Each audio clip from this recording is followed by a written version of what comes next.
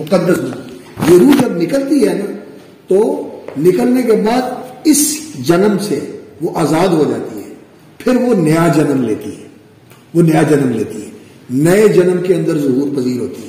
तो अगर इस जन्म के अंदर उसने अच्छे काम किए हैं तो अगले जन्म में फिर उसको अच्छा ज़ुहूर मिलता है, इससे बेहतर वाला, इससे बेहतर वाला मिलता है। वो ऐसे जो है ना जन्म के अंदर आ जाती है।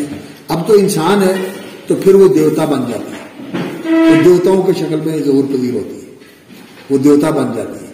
और कई देवता जो हैं वो ऐसे होते हैं जो खैर के देवता हैं, और कई देवता ऐसे होते हैं जो शर के।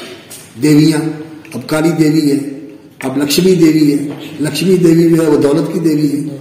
हुसन की देवी को पता नहीं क्या कहते हैं, लक्ष्मी तो उसको कहते हैं, हुसन की भी देवी है, उसका भी कोई नाम है जो हुसन तकसीम करती है। तो इस तरह जो है ना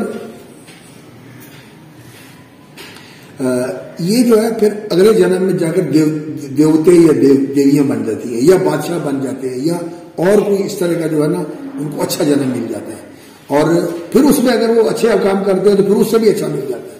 और फिर आखिरी चीज ये है कि वो उस रूह है जो सबसे अजीम रूह है, जिसको वो कहते हैं कि वो है खुदा, उसके साथ जाकर मिल जाती है, उसके साथ जाकर मिल जाती है।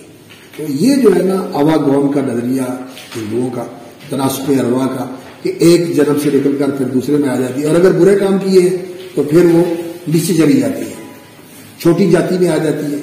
छोटी जातियां इनकी जो है ना, बड़ी जाति जो है वो ब्राह्मणों की है, और फिर मेरा ख्याल है राजपूतों की है, खत्री और राजपूतों की है, फिर विशों की है, और फिर जो है ना शूद्रों की। 4 जातियां उन्होंने बनाई हुई है। तो इन जातियों में से बड़ी जाति में चली जाती है, ये निचली में आ जाती है। और उसमें भी अगर बुरे काम किए फिर और निचली में चली जाती है, जानवरों में चली जाती है, कीड़े मकोड़ों में चली जाती है। ये है इनका अकीदा तनासुब अरवा का, आवागमन का।